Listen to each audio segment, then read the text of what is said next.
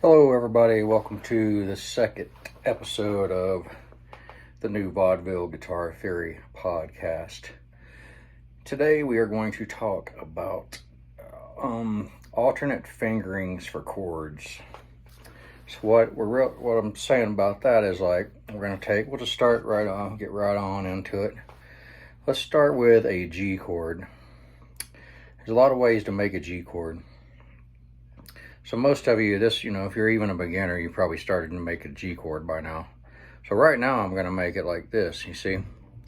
So I've got two fingers down here. I've got my, regular G chord, but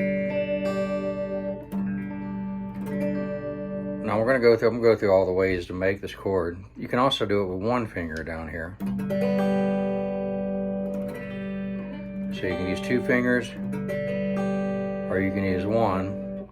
You can also finger it with these three fingers, leaving your first finger out. Now, of course, you have your bar chords. I'm not going to get into that. But a lot of times guitar players, they make the G chord the way their teacher taught them to make the G chord, or however they first learned it, and they just kind of stay with that. I'm going to show you why you would want to do it all three ways, really. Well, at least two ways. I noticed this one with the one finger on the bottom. A lot of times that would be done in the that was mainly a 60s, 70s kind of folk way of doing it. I don't see any real benefit in making it that way. But the reason why you can do it that way, or you can have two fingers down on the third frets of the first, second string, because G chord is made of G, B, and D. That's the three notes in a G chord. So if you make it this way with the one finger down on the third fret, G, as you go down you have G, or as you go up in pitch you go G, B, D, G, B. There's a B there, open, G.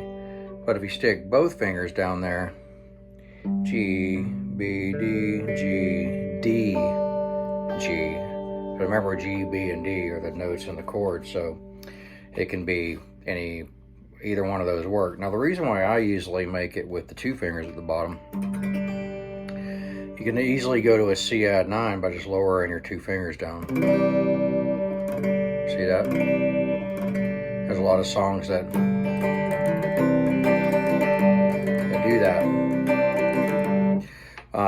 You can also go to a D chord really easy by leaving your third finger on, see? So my third finger doesn't have to move.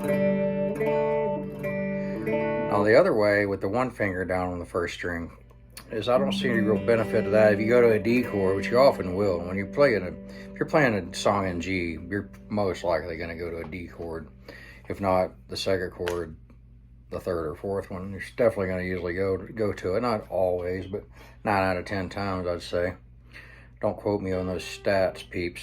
But to make a D chord, then you got to just lift all your fingers up.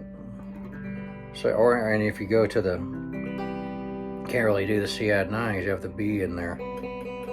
So that way I don't see a great benefit unless you just like that open B string on the second string. Now, I also noticed, sometimes in the 60s people would do it this way and have their first finger over here. Now, there's a couple of reasons why I can see why you would want to do that. Now, I think no matter which way you do, if you make your G chord this way with the two fingers or the one, you still should learn this way, and I'll show you why. Because the first finger is over here, is you can make a G suspended 4 chord. See that?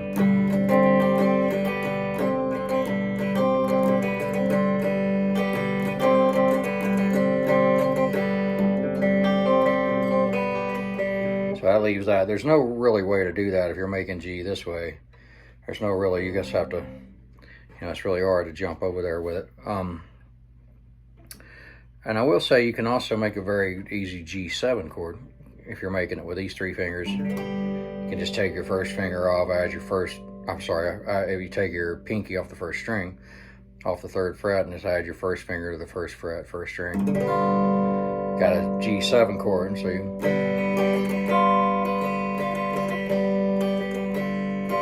so So that would be a good benefit for that. Now also, as most of you know that have played at all, you'll know when you make a G chord, you're generally going to make a C chord. Usually, if you're in the key of G, you'll go to C. Normally, it's the next chord, or like I said, G, C, and D always go together. So now you're set up to just drop these two fingers down, and your first finger is already over there.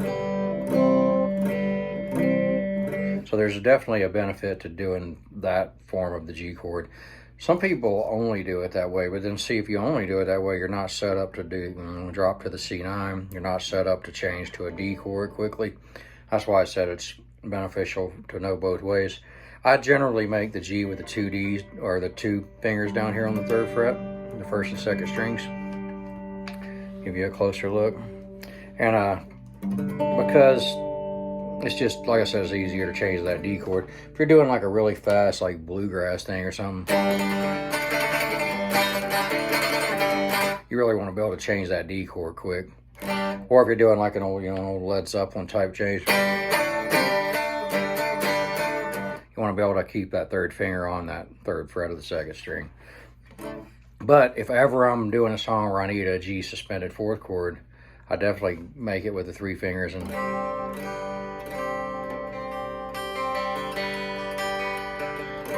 so there's a little bit about the G chord. Now, not every chord are you going to finger a different way. Like C, you're just basically going to make it the way you already learned. Wouldn't make any real sense to make it any other way. D, I have seen people make it, this is your normal D chord that you already know. Most of you already know how to make a D chord. I have seen people not use their first finger with it and use it and have it out like that. The only real reason I would see to do that is if you wanted to go to D7 right after it. I normally don't do it, but you can. I've also seen people do this where they, instead of having their 2nd finger on the 1st string and your 1st finger on the 3rd string, you kind of change that up. I don't see really any real benefit to that unless for some reason you wanted to go to a D minor afterwards, but that's just a little bit of the D chord. Basically, you just want to keep the D chord the way you've always done it. It's going to be easier that way for you. Talk about E minor. E minor you can make with your first 2 fingers. If you don't even know the chords that I'm talking about, then this lesson's probably too advanced for you, even though this is not an advanced lesson by any means. But if you just picked up a guitar yesterday, this is probably going to be a little over your head. But so E minor, you have your first 2 fingers. That way is good because if you go to C major after, which you sometimes will, you can leave your middle finger on, see? But also sometimes if you can make it with the 2nd and 3rd finger, which I tend to do, that'll get you set up to drop down into A minor real easy, which you also will do a lot. So it's good to know 2 E minor chords. Also, if you want to do the 1st and 2nd finger E minor, it sets you up to throw your pinky over there and make it E minor 9. Pretty simple. So that's the E minor. Another one that I find that people either do one way or the other is D minor. So let's take 2 ways of making D minor. I'll show you the reason why you want to do both. So one way is you'll have your 3rd finger on the 3rd fret of the 2nd string. And then sometimes, which I usually do, is you add your pinky instead of your 3rd finger. And why would you want to do it both ways? I'll show you. So if you have your 3rd finger down there, that leaves your pinky open to reach the 1st string. So you can do these kind of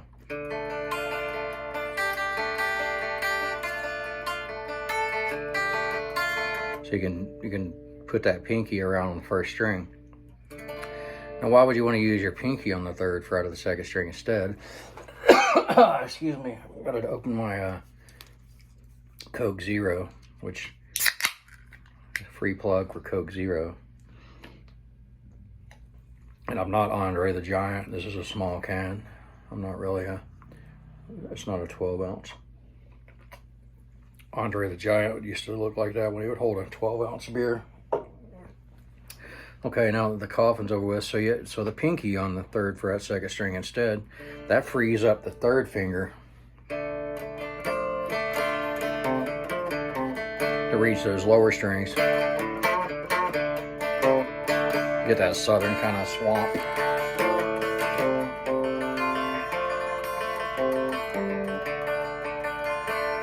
So you definitely want to have 2 ways of doing D minor chord. I meet people all the time, sorry, that either do it one way or the other. They don't do it both ways. If you don't do it both ways, you're leaving out a whole other dimension of, I don't know if that's the right word, but a whole other way of, writing songs. Some songs you're going to learn, you're going to need to do them that way, but also, like I said, if you're writing a song, you may dodge over the fact that you may have wanted to do something different if you just fingered the chord another way. Let me see if I can think of any other one that would benefit you to know. I do see people making a regular A chord, Sometimes they do it without their 1st finger. I don't know either why you would really want to do that other than just you wanted to go to A minor. We can talk about A7 though. You make A7. Some people do it with the 1st and 2nd finger.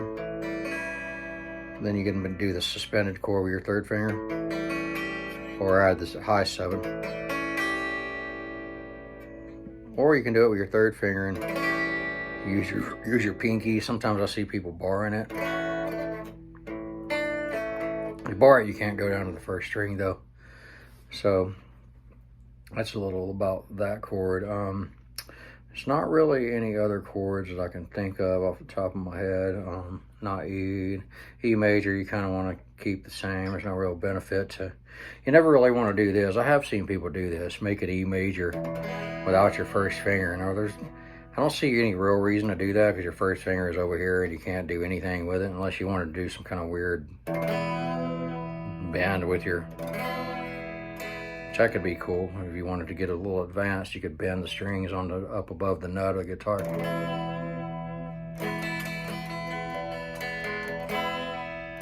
But not a lot of people do that. Or if you wanted to use it to slide over to F sharp or something.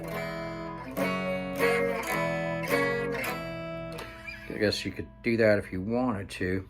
And like I said, we already went over C. There's no real reason to change that up. F, no real reason to change it. I'm mainly dealing with open chords right now. Later you can, we'll get into bar chords and stuff on another episode, but that's going to wrap it up today. It's going to kind of a short episode, but the main point of this lesson today is to make sure that you learn more than just one way to make the chord. There's going to be uses for it, especially with G and D minor. Those are the 2 that I would really encourage you to learn more than one way. Don't get stuck in a single way of making the chord just because your teacher showed you that way when he played, or you never know. Your teacher may have been into Bob Dylan and learned just the way Bob Dylan did it, which is usually I think he did it like that, the G chord. Or don't just learn it off the internet if you taught yourself and just learn the one way. Trust me, there's going to be uses for both of those chords, both of those versions of the chord, sometimes three ways like the G. So, like I said, that is going to wrap it up today, and I appreciate you guys sticking with me on the new vaudeville episode 2. I noticed not a lot of people's listening on Spotify or on the podcast itself, and I can kind of see why that's going on. It's mainly because guitar lessons are kind of visual. But if you already play guitar, then you could listen to this and kind of visualize it in your head. I listen to a couple of guitar podcasts, and I don't watch them, and I know what's going on with it. So, and these lessons are sometimes going to be advanced. They're sometimes going to be,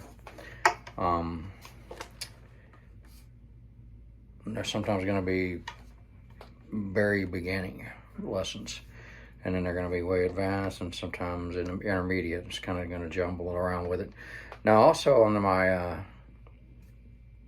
the podcast, on the YouTube channel.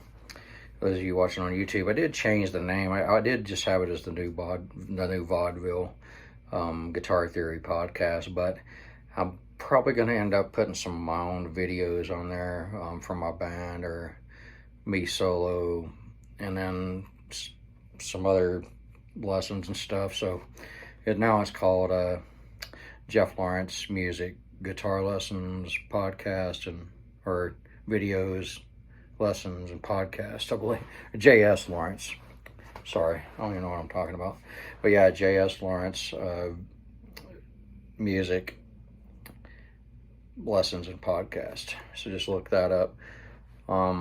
Appreciate you guys listening. It is still called The New Vaudeville if you listen to the podcast. But if you're watching it on YouTube, it'll be different. If you want to listen to any of my music, look up J.S. Lawrence on Spotify, iTunes, wherever you get your music, or Jeff Lawrence. I have it under both. I changed it to J.S. Lawrence about 5 or 6 years ago because there are so many Jeff Lawrences doing music and other things. So now I go by J.S. Lawrence, which is my initials. And spell my last name Lawrence. I do have another podcast, Southern Man, Western Town, where I interview other musicians. So that's not a guitar theory podcast at all. So that's called Southern Man, Western Town, which you can also, it's not on YouTube, it's only on the audio files of wherever you get your podcast. If you want to go to my website, djslawrence.com, you can order my book.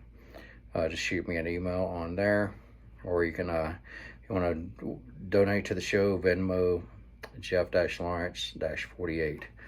And until next week, I'll post a new lesson up. Keep playing, practice, practice, practice.